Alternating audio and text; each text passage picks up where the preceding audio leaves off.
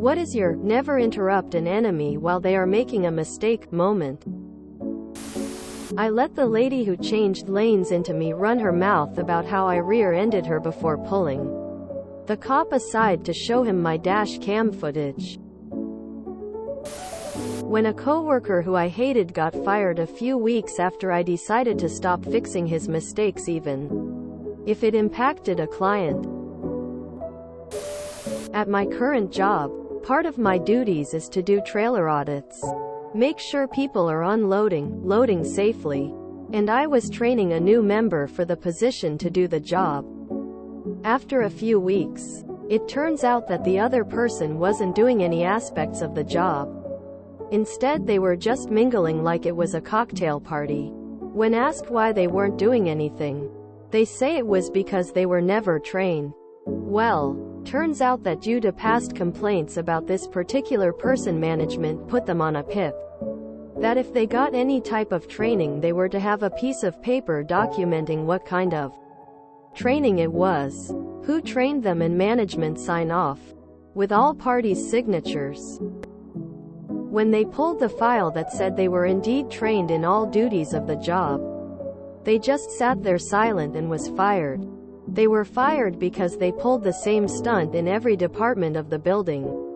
And mine was their last chance.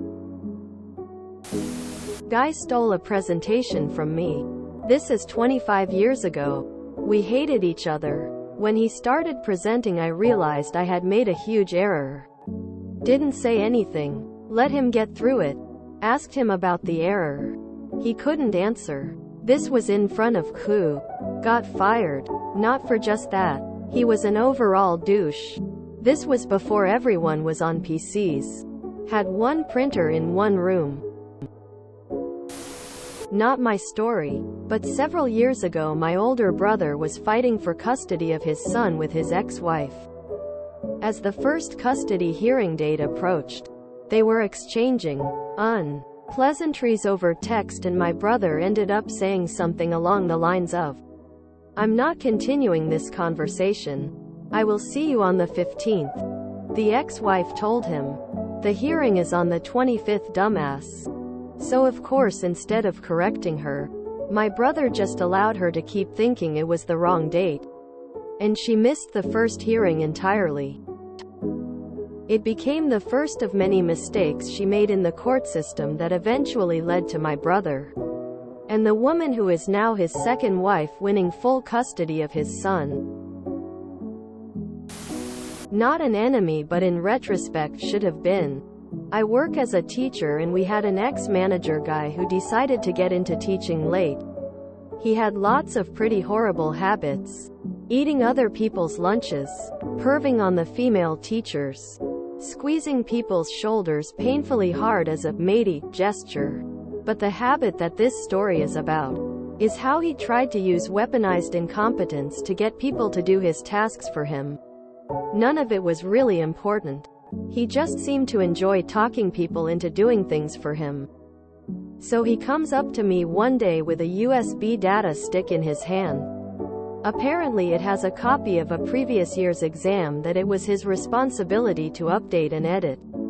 He'd taken the file home and his daughter had done the update. Really, dude? Roping family into doing your paid government job for you? He wanted me to copy the file from the USB back into the server, replacing the original file he'd copied. It was literally click and drag between the USB and the file server. I flat out refused and said it was part of his responsibility and I was too busy with my own tasks. He proceeds to loudly and publicly proclaim to the entire staff room that I didn't understand how difficult it was for people of his generation to learn computer technology, and that I really needed to help him out. That he was currently doing a computer course, but this dragging a file between two folders was too difficult for him to sort out. I let him go on for about a good 5 minutes about how horrible I was for not helping the poor, helpless old man out, until I just as loudly asked him, "How the hell did you get the original file from the server onto the USB in the first place?" Quote, You could have heard a pin drop in that staff room. He walked off and copied his own goddamned file. I was doing a mortgage for a French guy in Miami Beach that had a French realtor. Even though both were completely fluent in English, she frequently did asides in French, having no idea I spoke the language. When they settled on a property and we were riding the elevator down from the condo, she told him that, "Look, these guys are scumbags. And they're going to screw you over, and I have a much better person that you can work with." Even though the way foreign investment works is identical throughout the state. Towards the end of the ride, I say to the guy in fluent French that we would be happy to compare our proposal with whatever her people could come up with, and it's his choice, but certainly we would like to work with him on this and any future investments. He starts laughing his ass off, and she was completely mortified.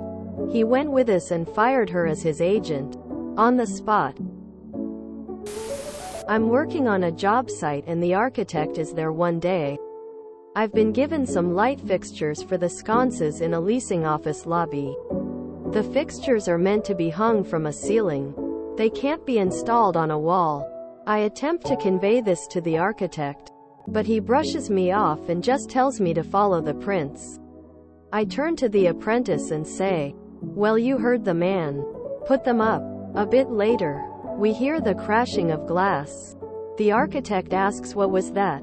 I said, "Your light fixture," as I picked up a broom and dustpan to go clean up. There's a thing in law enforcement, legalese, called a spontaneous utterance. Many people will bury their own cases with these while bitching and moaning at their arresting officer on the way to jail. Preface. I have always done my paperwork in Blue Pilot G2 pen. Not shilling. It's a very distinct color and hard to cover. Also, this will be a small novel.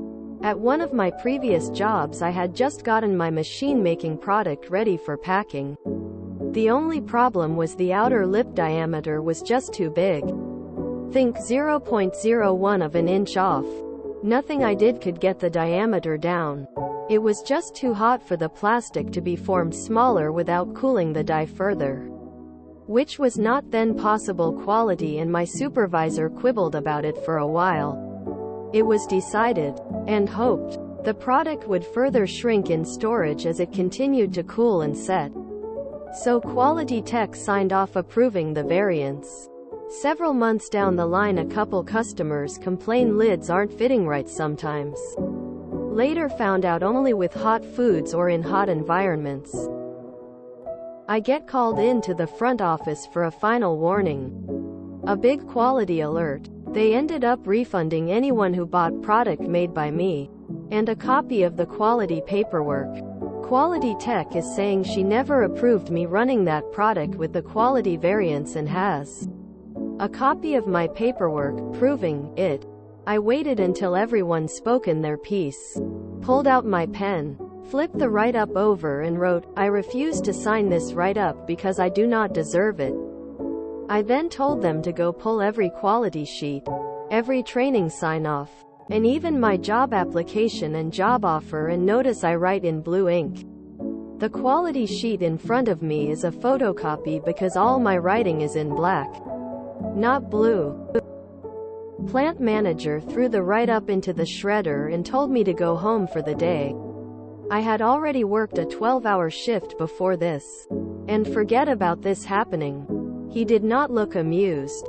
There was a new quality tech the next night I went in. TLDR. If you work in any field that requires regular paperwork, use a blue pen.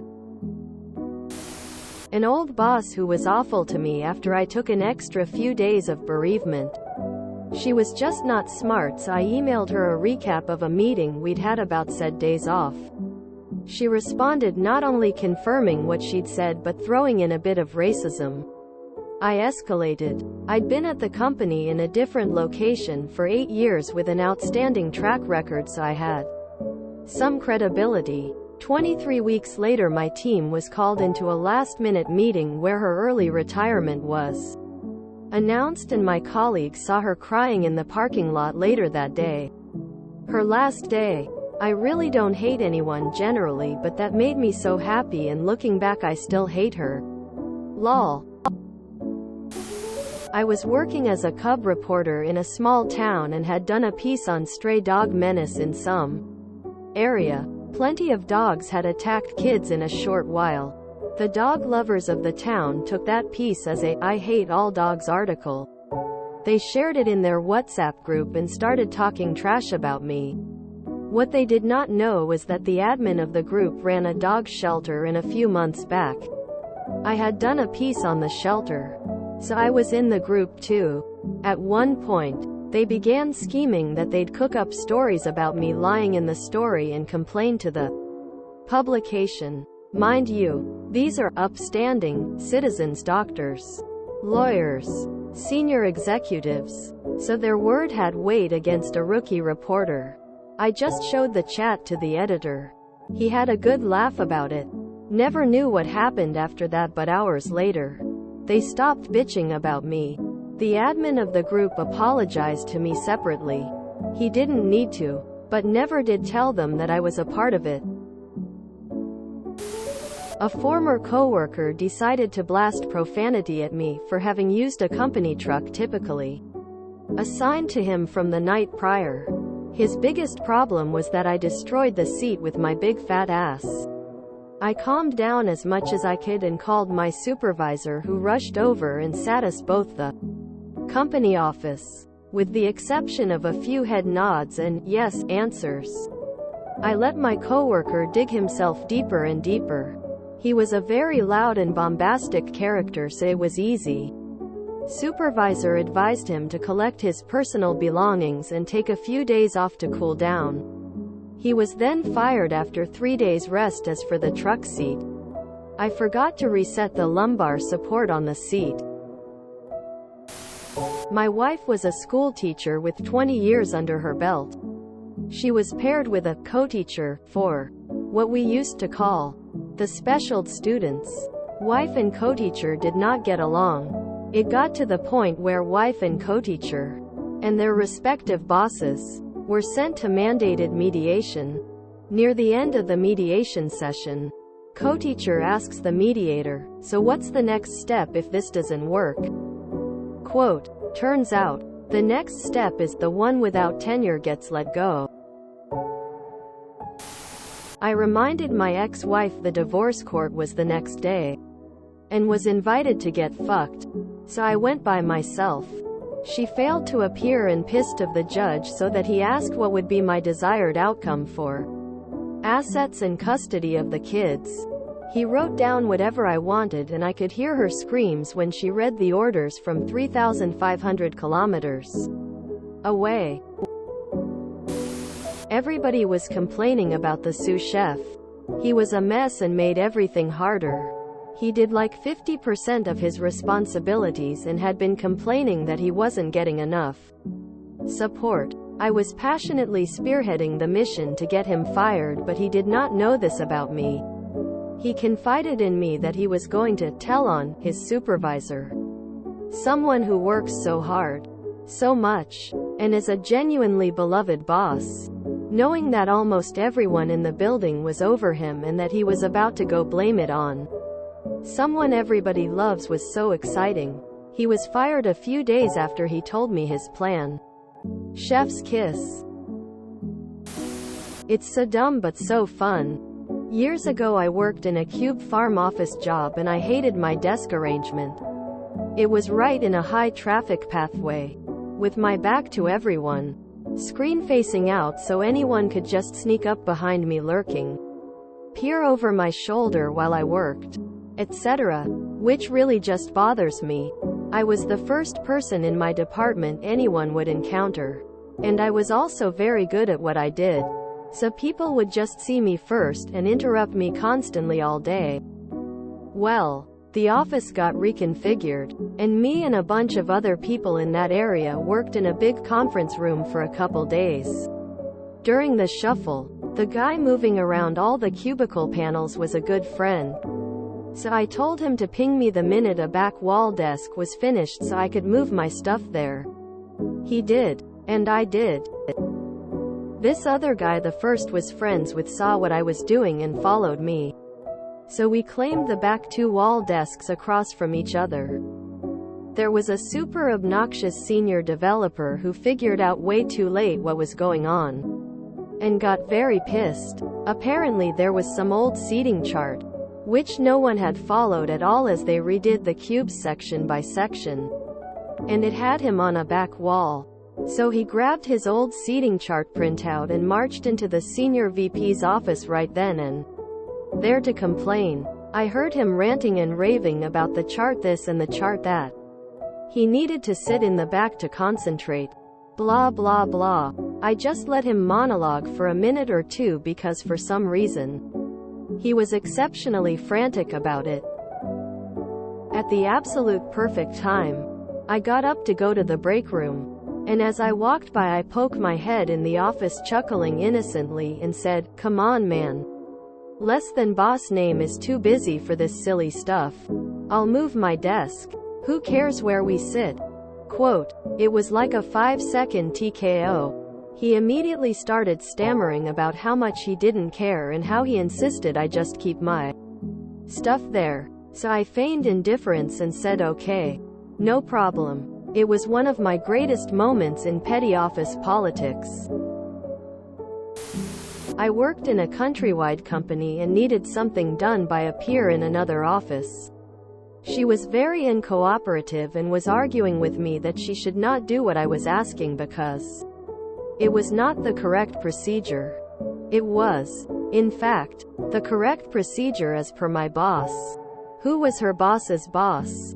But before I could tell her where I had gotten my instructions, she took it upon herself to send me a very condescending email, CCing her boss and mine. She was clearly trying to put me on the spot for being wrong. I just waited until both her boss and mine told her that I was right. And I was just sitting there thinking, why are you making this so hard on yourself, girl? Woozy face. You, Spez, needs no interruption. 10 years ago I had a coworker everyone found pretty annoying. She was an idiot who thought she knew better than everyone else and would get offended at every opportunity. She took something I said the wrong way one day and got really upset. And I just didn't say anything. I would not indulge her insanity. So she quit, grabbed her stuff and walked out on a job she'd had for years. No one spoke a word to stop her. If you enjoyed this video, please check out our playlists full of similar content. Epicaricast is like doom scrolling for your ears. Please like, share, and subscribe.